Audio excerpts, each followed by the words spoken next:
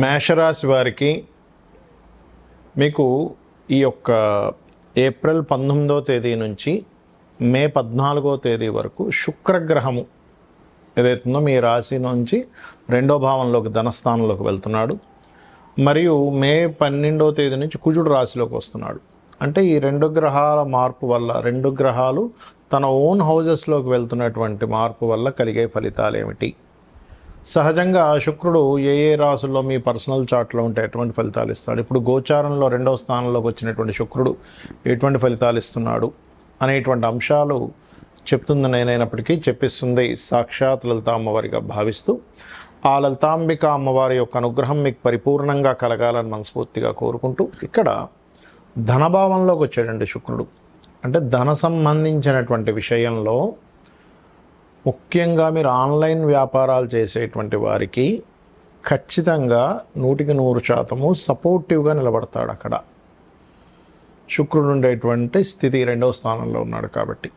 అదేవిధంగా రావాల్సిన ధనం రావడము, కుటుంబంలో కొన్ని మంచి, కొంతమంది అంటుంటారు ఏమంటే మా ఇంట్లో కనీసం శుభకార్యం కోసం వెయిట్ చేస్తున్నాము, ఇటువంటి వాటికి యోగిస్తుంది. కాకపోతే ఇక్కడ మీకు ఈ కుజుడు మే 12కి వస్తున్నాడు రాశిలోకి.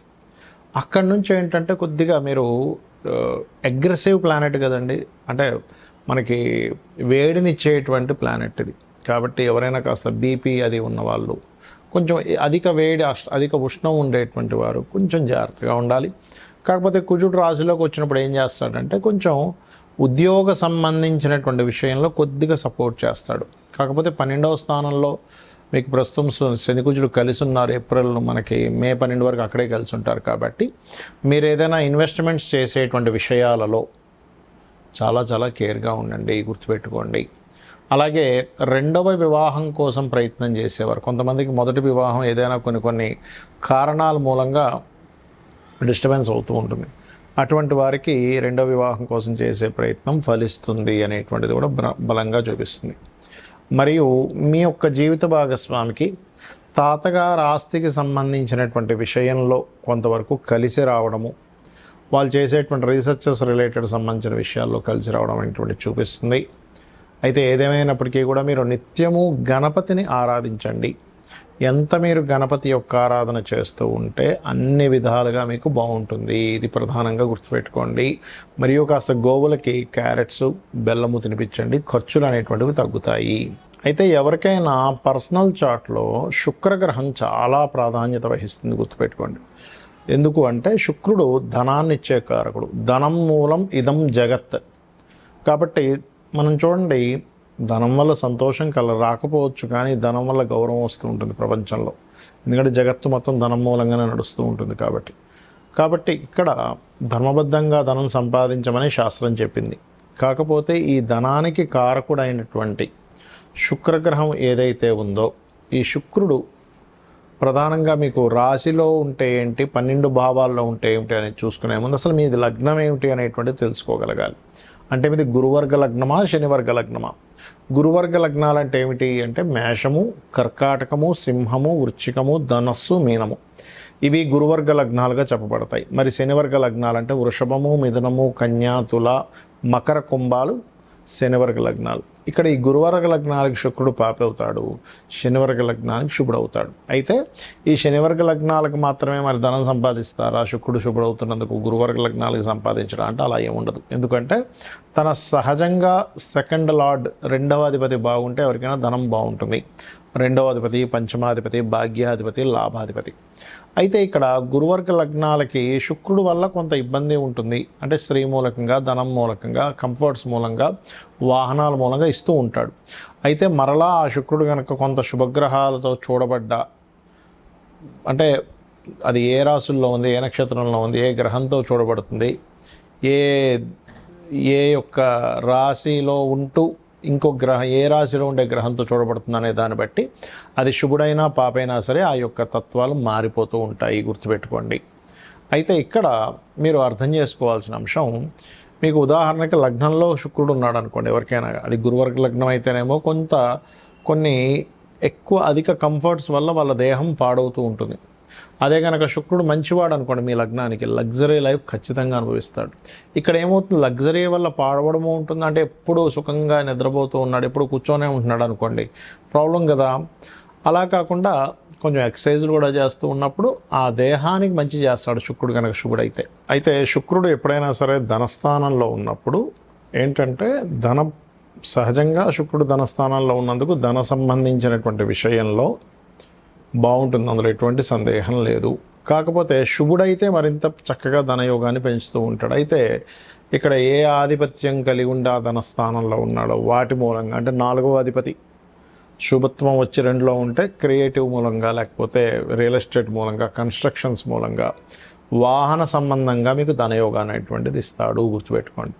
ఇక 3వ భావంలో శుక్రుడు ఉన్నాడు. ఉదాహరణకి పాప అయితేనేమో కొంతమంది స్త్రీల పరిచయాల వల్ల ఇబ్బంది వస్తుంది, శుభుడైతే వాళ్ళ వల్లనే కొంత సహకారం ఉంటుంది, సహోదరులతో కొంతవరకు. శుభుడైతేనేమో ప్రేమానురాగాలు ఉంటాయి. పాప అయ్యాడు అనుకోండి, కొంతమంది చూడండి సొంత చెల్లెలే, సొంత అక్కే, లేకపోతే తెలిసిన వాళ్ళే స్త్రీ ఇబ్బంది పెట్టింది, మోసం చేశారంటూ ఉంటారు, అలాంటివి జరుగుతూ ఉంటాయి. 4వ భావంలో కనుక శుక్రుడు మీకు బాగుంటే ఖచ్చితంగా గృహయోగము, వాహన యోగం ఖచ్చితంగా ఉంటుందని చెప్పొచ్చు. అది శుభుడై బాగుంటే. పాడైతే వీళ్ళ పేర్ల మీద, అంటే శుక్రుడు కేతువు కలిసి ఉంటాడు, అలాంటప్పుడు వీళ్ళ యొక్క పేర్ల మీదే తీసుకోవడం వల్ల ఇబ్బంది వస్తుంది, ఇది ప్రధానంగా గుర్తుపెట్టుకోండి. అదేవిధంగా 5వ స్థానంలో శుక్రుడు ఉన్నాడు.